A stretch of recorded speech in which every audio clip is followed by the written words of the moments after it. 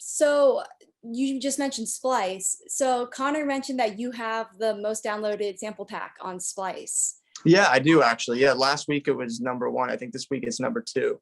But it's been up there for like a month. It's just like I'm so grateful for that type of stuff because like I would not have thought that like it would be such a success. You know what I mean? But it's awesome.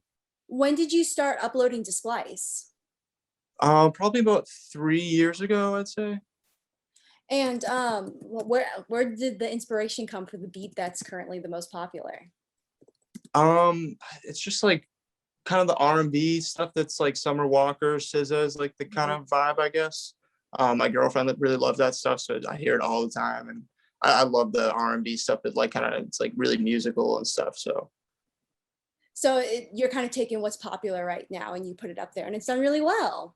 Yeah, that's basically it's just about like finding what people are. It's not as much about like, oh, I'm gonna make the new thing. It's like kind of what's popular, which is kind of cool to me. You know what I mean? It's like Yeah. What inspires like a bunch of people is cool to me. Hi, this is Leo's son, and this is my golden hour. Hi. It's good. Hi. Hey. Hi, my name is Marty Walsh. Hi, I'm Becca Peasy. Hi, I'm James Duff. And this is my golden hour. And this is my golden hour. And this is my golden hour. And this is my golden hour.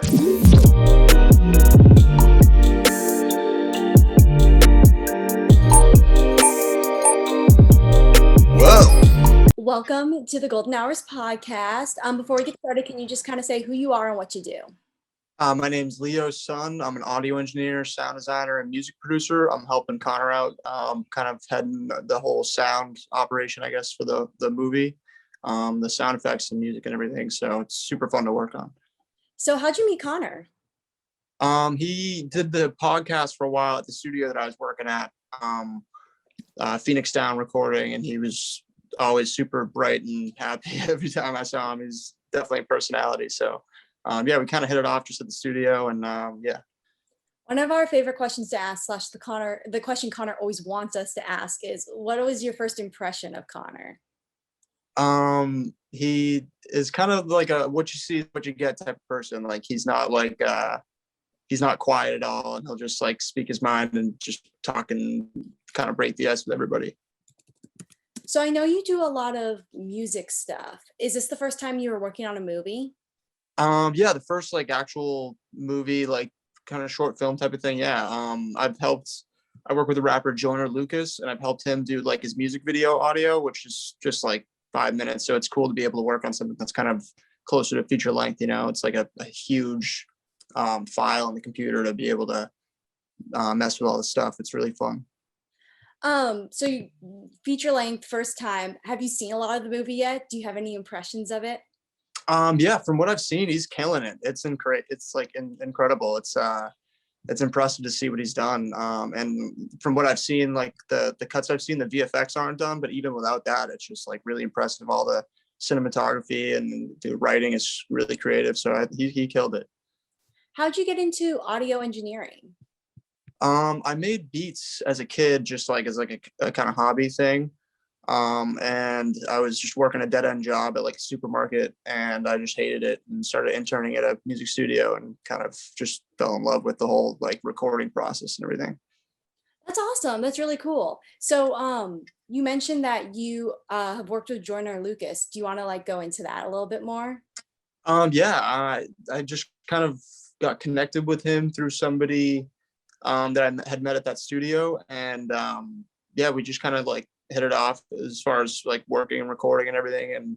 And it's been like a pretty consistent thing that I've just recorded pretty much everything he's done in the last like 2 years or so. He's super fun to work with, and it's awesome to be able to work with people that like, you know, the music is actually going to be heard by millions of people. You know what I mean? Like sometimes it's fun to be able to work with local artists, but sometimes you're like, like this song is like, you know what I mean? Like, it's just really fun to be able to work with somebody that like people are fans of, you know what I mean? Yeah, it makes good music. Yeah. Not to say that local people don't make good music. No. That's not the impression I was trying to make. But like, it's fun to work on stuff that you personally enjoy as well. Exactly. Yeah. So do you notice any like similarities or differences between like, you know, working on small music stuff to working on like a long feature length film?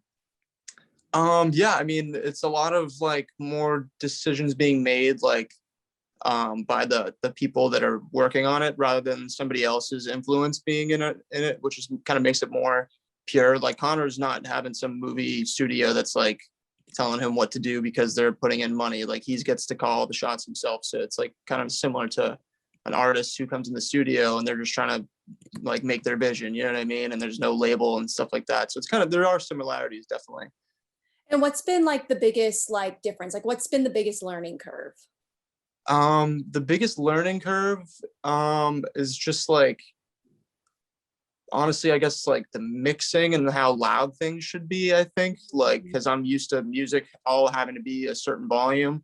And then when you start talking about stuff being played in movie theaters and stuff like that, you don't want to like blow people's ears out or have people like having to turn up the volume on their TV because they can't hear a certain part. So it's just like kind of figuring out the whole like actual like nitty gritty, I guess, of like the mixing for it is kind of difficult, but it's fun to do because like I said, it's like completely new for me, but that's something I've always been interested in. That's awesome. So you would want to do more movies going forward? Yeah, I think like long term, that's kind of like the goal. I think I'd be happy really doing any piece of the whole audio process, like for something like I guess like Pixar would be like a dream job for me. Because like it's like building something out of nothing. Like there's no like cameras that are capturing any of the audio, so you have to like imagine it all. That's really cool to me. So I think that's kind of like the end goal is to do music or sound for something like that. Are you a big Pixar fan? Like what kind of movies do you tend to watch? I like everything, but I'm a sucker for Pixar because I just love how like how like well thought out everything is. Like they like I said, from the sound to like even just how the characters move, like they have to spend hours on just a simple like how somebody walks or something like that. So everything is so thought out. It's so cool to me that it's like a really impressive human achievement thing for me when I watch like Pixar movies, honestly. You must have really liked Soul then, because that's Oh, like a music I one. love Soul. I've seen it like 5 times. I actually have a little pop right here. That's one of the Oh my guys from God. Soul. Wow, I Yeah. didn't even know they made pop figures of Soul yet.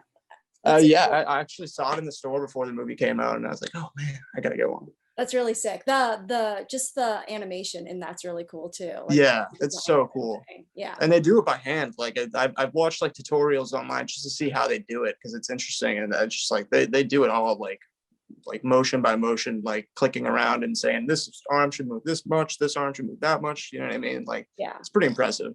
Yeah, that's insane. So kind of going back to music a little bit. You were talking about, making beats, and then that's kind of how you got involved. How'd you end up working for Origin Sound? I just like kind of emailed them because I was using the website that they're on, Splice, and they were like one of my favorite kind of like companies or labels or whatever you would call that kind of thing. And I just like emailed them and just got lucky and emailed them at the right time, like kind of when they were just starting. So they've been super chill. I've actually met the guys. They're from England, but I've met them a couple times, and they're like really nice guys and super welcoming and stuff like that. So you just mentioned Splice. So Connor mentioned that you have the most downloaded sample pack on Splice. Yeah, I do actually. Yeah, last week it was #1. I think this week it's #2. But it's been up there for like a month. It's just like I'm so grateful for that type of stuff because like I would not have thought that like it would be such a success. You know what I mean? But it's awesome. When did you start uploading to Splice? Probably about 3 years ago, I'd say. And where did the inspiration come for the beat that's currently the most popular? It's just like kind of the R&B stuff that's like Summer Walker, SZA is like the kind of vibe, I guess.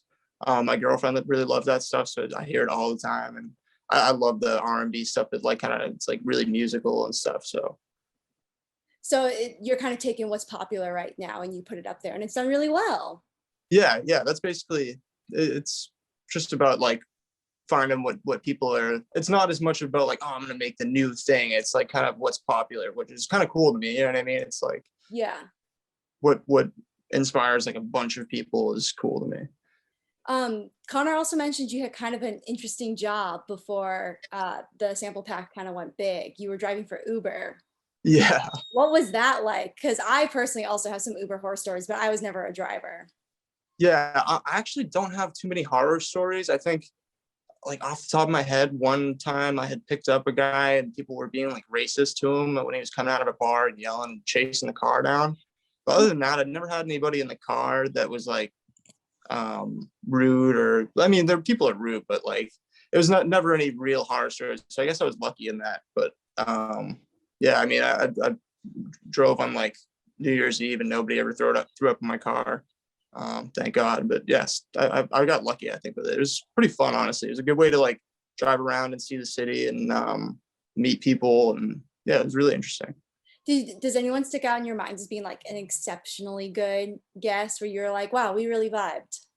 A few people, yeah, like people, like there would always be groups of people that were like drunk, and they were like for the most part just like fun and just being like, hey, like just talking and stuff like that. And I think I relate with like with people on music here and there. But I can't think of anybody that really sticks out right now. No worries. So what kind of music do you listen to? Like what inspires you? I'm all over the place with it, really. I think it's everything from like abstract electronic music to like what's popular right now and rap music and like metal. And yeah, although I guess I have like a weird taste in music where like there are very certain things that I do like, but it's completely all over the place. So are you a Spotify or an Apple Music user? Spotify, yeah. Okay. Who was your top artist then of last year? Top artist, I think it was Kanye West. Nice. Honestly, it might have been Death Grips. I'm not sure, but Both, similar. They're both up yeah, there. yeah. Who are you currently listening to? Like which album do you have on repeat right now? I've been listening to a lot of Radiohead recently. Yeah, it's like, yeah, just vibey music. Yeah, I guess just a lot of that. Tame Impala is always like constantly listening to Tame Impala too. Mm-hmm. So when you're working with an artist, how do you go about like adapting your style to fit into their style so it's something they want to work with too? I think it's kind of just like reading what like if you know a lot of music out there right now, like you can kind of tell, like especially with like the studio, a lot of people will come in wanting to sound kind of like Lil Durk or Lil TJ or somebody like that. Mm-hmm. And it's like if you kind of know that vibe, it's pretty easy to kind of read what somebody's trying to do, like what beats they're picking out and stuff like that. So it takes like a couple minutes, I guess, but you can kind of read how somebody's like what somebody's vibe is, Yeah, it's all about filling out the vibes. Yeah. So we kind of have a little question that we ask everyone for the movie podcast, since it is a zombie pod or a zombie movie.